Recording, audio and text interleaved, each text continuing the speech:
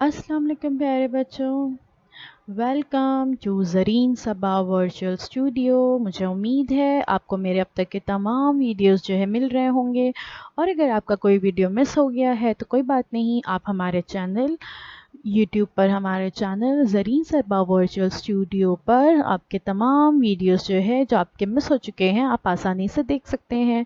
और आगे भी आपको हमारे वीडियोस इसी तरह से मिलते रहें, इसके लिए सब्सक्राइब करना ना भूलें, और सब्सक्राइब करने के बाद प्रेस द बेल आइकन, ताकि आगे आपको जो है आने वाले तमाम वीडियोस की नोटिफिकेशंस भी मिलती रहें।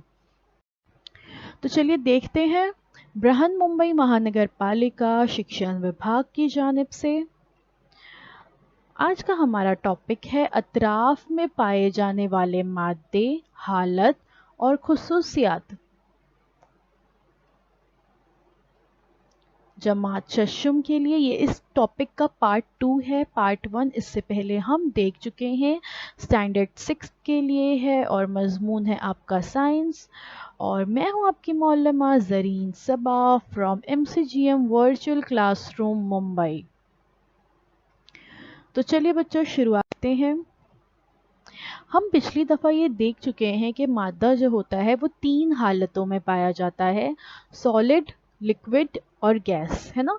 ठोस, माय और गैस, इन 3 हालतों में मादा जो है पाया जाता है। इसके अलावा साइंसदानों ने फिलहाल एक चौथी हालत भी दरियाफ्त की है जिसे प्लाज्मा कहते हैं।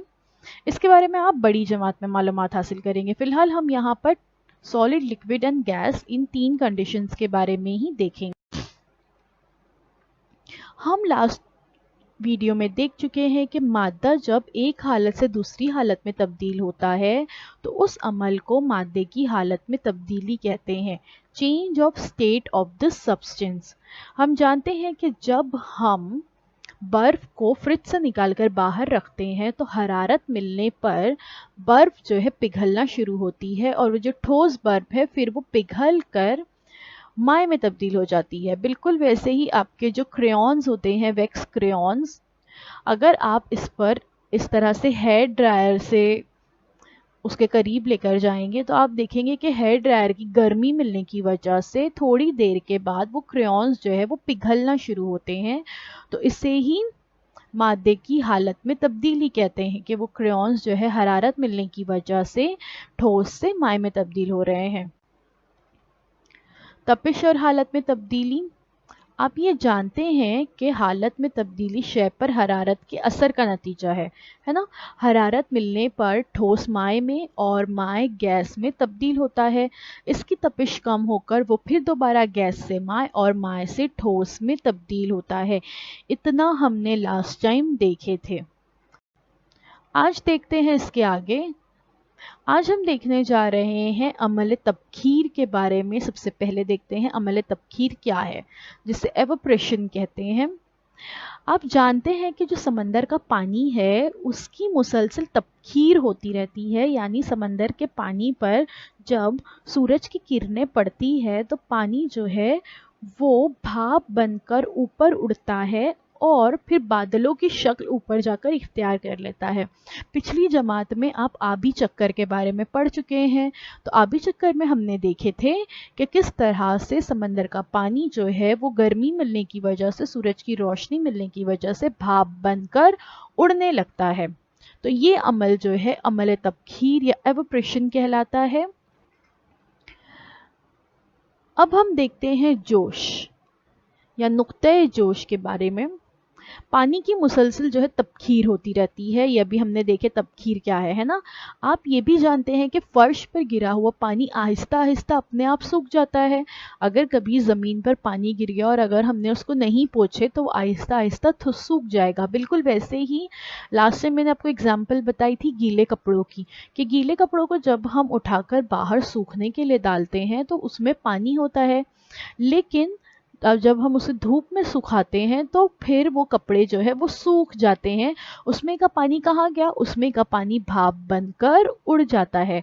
तो तबखीर का ये जो अमल है, तस्वीर में आप देख सकते हो एवोप्रेशन, ये पानी की ऊपरी सतह पर होता है हमेशा। लेकिन जब हम पानी को गर्म करते हैं या बॉईल करते हैं तो तब क्या होता है, पानी जो है जोश खाता है, और पानी जैसे जैसे गर्म होता है वैसे वैसे उसकी तपिश बढ़ती है और तबखीर का अमल तेज होता जाता है। देखिए यहाँ पर भी तबखीर का ही अमल होगा जब हम बॉईल करते हैं तो, लेकिन एवापोरेशन का अमल सिर्फ सतह पर होता है। तबखीर का अमल बॉइलिंग करते वक्त नीचे से हीट मिलने पर अंदर से भी होता रहता है। कैसे, चलिए देखते हैं। देखिए, evaporation occurs on the surface of a liquid when substance in a liquid state is changing to a gaseous state। evaporation देखिए तस्वीर में बताया गया है कहाँ पर हो रहा है, सिर्फ सरफेस पर होता है, लेकिन जब हम पानी को बॉईल करते हैं तो उस वक्त जो है सरफेस के साथ साथ अंदर भी पानी के बुलबुले जो है तैयार होते हैं और पानी की तबखीर होना शुरू होती है। बिल्कुल वैसे ही एवापोरेशन की एग्जांपल जो है यहाँ पर दिया है, सन हीट। ऊपर का वार्म सरफेस होता है, जब समंदर के पानी की तबखीर होती है तो समंदर का पूरा पानी गर्म नहीं होता, सिर्फ वो जो ऊपर का पानी है वही गर्म होता है, नीचे के पानी में ठंडक वैसे ही मौजूद होती है। तो इससे ये चीज़ समझ में आई कि एवापोरेशन जो है वो सिर्फ सतह पर होता है, जबकि पानी जब उबाला जाता है, उसको जोश दिया जाता है तो वो उसका असर पानी के अंदर भी नजर। नुक्ते जोश, चूल्हे पर रखे हुए पानी का दर्जे हरारत जब एक मखसूस नुक्ते पर पहुंच जाता है तो बर्तन के तमाम हिस्सों से पानी की तबखीर होने लगती है। देखिए इस तरह से अगर हम एक उबलता हुआ पानी लेते हैं, बीकर हो या आपके घर का कोई सादा सा बर्तन हो, उसमें पानी रखिए, उसे उबालिए और उसमें थर्मोमीटर रखिए। आप देखेंगे कि पानी की तपिश धीरे धीरे बढ़ रही है, पहले 20 डिग्री, फिर 50 डिग्री, फिर 100 डिग्री, है ना। तो एक नुक्ते पर पहुंचने के बाद बर्तन के तमाम हिस्से से पानी की तबखीर होने लगती है, यानी पानी बहुत जोश खाने लगता है, जैसे आप तस्वीर में देख रहे हो। तो इसे ही क्या कहते हैं, नुक्ता जोश कहते हैं। जब बर्तन के तमाम हिस्सों से पानी की तबखीर होने लगती है तो भाप के बुलबुले जो है तेजी से ऊपर सतह पर आते हुए नजर आते हैं और भाप जो है वो हवा में मिलती जाती है। इसी को पानी का जोश खाना कहते हैं। जब पानी ऐसे खत पक रहा हो, जोर जोर से उसमें बुलबुले निकल रहे हो, तो इसको पानी का जोश खाना कहते हैं। और सतह समंदर की बुलंदी पर खालिस पानी 100 डिग्री सेंटीग्रेड पर जोश खाने लगता है। यानी नॉर्मली जब पानी का टेम्परेचर 100 डिग्री सेंटीग्रेड होता है तो उस टेम्परेचर पर पानी जो है जोश खाता है, जैसे तस्वीर में आपको नजर आ रहा है। तो इसको ही पानी का नुक्ता जोश कहा जाता है, बॉइलिंग पॉइंट। अब देखते हैं अमले तकसीफ या कंडेंसेशन किसे कहते हैं। जैसे मैंने आपको बताई कि पानी जो है एवापोरेशन के अमल में भाप बनकर उड़ गया, अब बादल में तब्दील हो गया। अब क्या होता है, भाप जो है ठंडी होती है, तो भाप ठंडी होने पर वो दोबारा पानी में तब्दील होती है। तो इस अमल को ही अमल तकसीफ या कंडेंसेशन कहते हैं। भाप की तकसीफ जो है 100 डिग्री सेंटीग्रेड पर ही होती है, यानी पानी का नुक्ता जोश और नुक्ता तकसीफ एक ही है। यानी जो टेम्परेचर पर पानी जो है जोश खाता है उसी टेम्परेचर पर भाप की तकसीफ भी होती है, यानी भाप ठंडी होकर पानी में तब्दील होना शुरू होती है और ये अमल कंडेंसेशन या अमल तकसीफ कहलाता है। अब देखते हैं नुक्ते अंजुमात, फ्रीजिंग पॉइंट। रेफ्रिजरेटर या बर्फ पर रखा हुआ पानी जो है वो ठंडा हो जाता है। देखिए यानी उसकी तपिश जो है वो कम हो जाती है और एक मखसूस तपिश पर पानी बर्फ में तब्दील होना शुरू होता है, यानी वो मुंजमद होने लगता है। तो जिस दर्जे हरारत पर यह अमल होता है उसको पानी का नुक्ते अंजमात कहते हैं। देखिए पानी जिस तरह से जब गर्म किया जाता है तो फौरन पूरा पानी गर्म नहीं होता, धीरे होता है ना।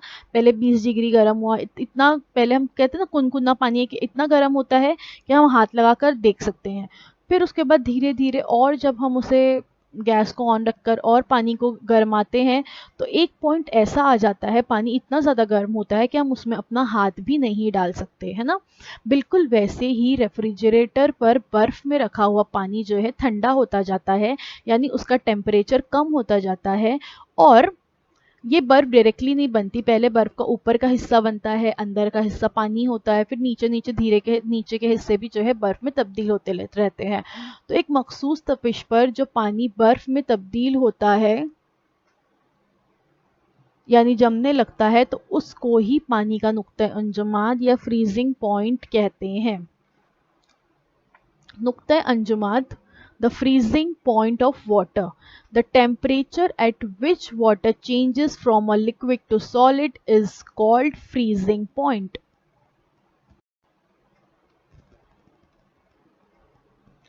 शय की तपिश जो है 0 डिग्री से कम भी हो सकती है। मसलन रेफ्रिजरेटर के फ्रीज़र में हवा की तपिश तकरीबन -80 डिग्री सेंटीग्रेड होती है। तपिश अगर 0 डिग्री से कम हो तो उसे -, डिग्री सेल्सियस भी कहते हैं। यानी शय जो है सिर्फ 0 डिग्री तक ही नहीं नापी जा सकती उसकी तपिश, बल्कि 0 डिग्री से कम भी जो है वो हो सकती है। और जब 0 डिग्री से कम होती है तपिश तो उसे -, डिग्री सेल्सियस भी कहते हैं। देखिए आपका फ्रिज का जो रेफ्रिजरेटर है उसका ऊपर का हिस्सा जो फ्रीज़र होता है वहाँ पर दर्जे हरारत बहुत ज़्यादा कम होता है, क्योंकि वहाँ पर अगर हम पानी भी रखें तो वो तेज़ी से बर्फ़ में तब्दील होने लगता है। लेकिन अगर हम फ्रिज के नीचे के हिस्से में पानी रखते हैं तो वहाँ का पानी तो बर्फ़ नहीं बनता। ऐसा क्यों? ऐसा इसलिए कि पानी को बर्फ़ बनने के लिए जिस तपिश तक आना ज़रूरी है, टेम्परेचर जिस हद तक कम होना ज़रूरी है, वो फ्रिज में नहीं होता, वो फ्रीज़र में होता है। समझ में आया? तो इसे ही नुक्ता अंजुमात कहते हैं। अब देखते हैं अमाद क्या है।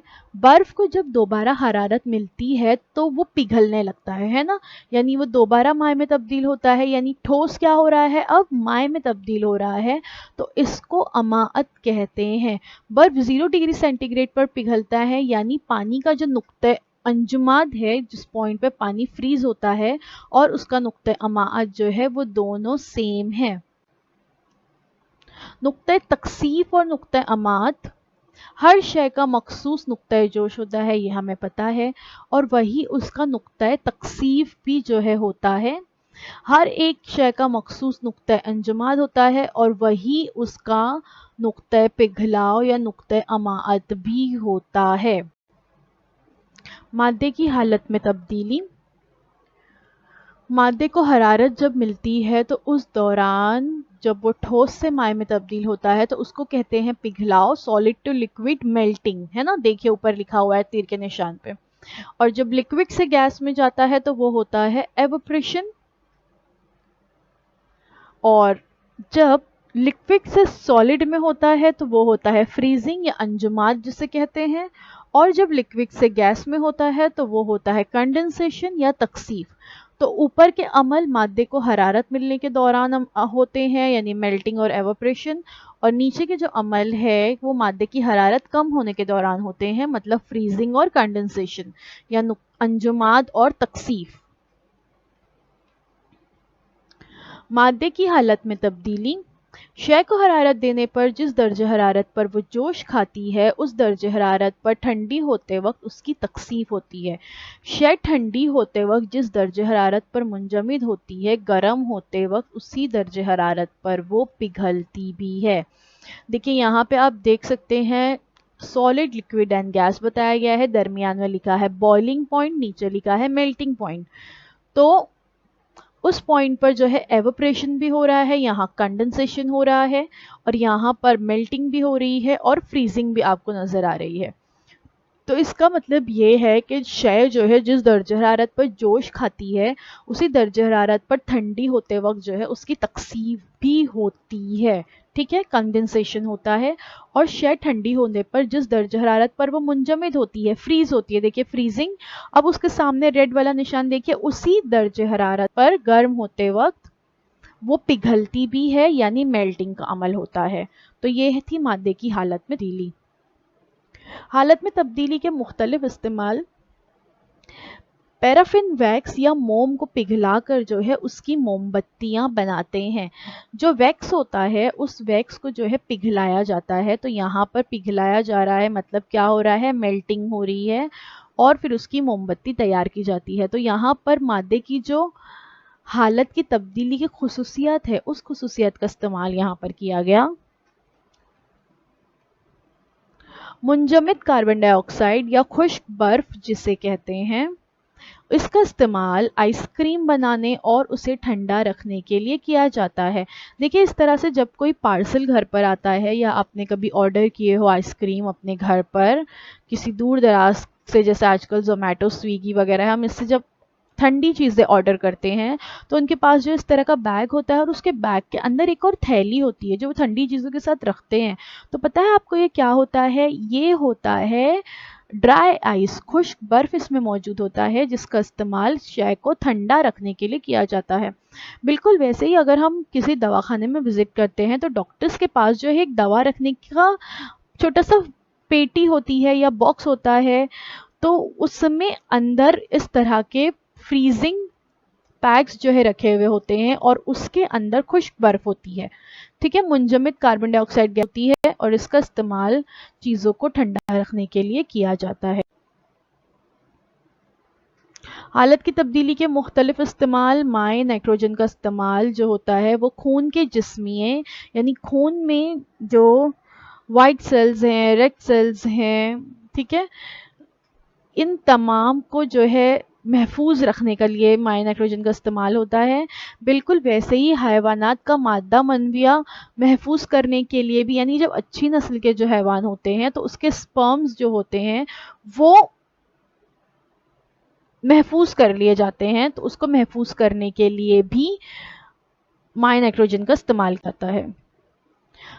حالت کی تبدیلی کے مختلف استعمالات، ریت جو ہوتی ہے، ٹھوس ہوتی ہے، اس کو پگھلایا جاتا ہے اور اس سے شیشہ تیار کیا جاتا ہے۔ دیکھیے جو ریت ہوتی ہے اس کو بہت زیادہ ہائی ٹیمپریچر پر پگھلا کر پھر اس سے شیشہ بنایا جاتا ہے۔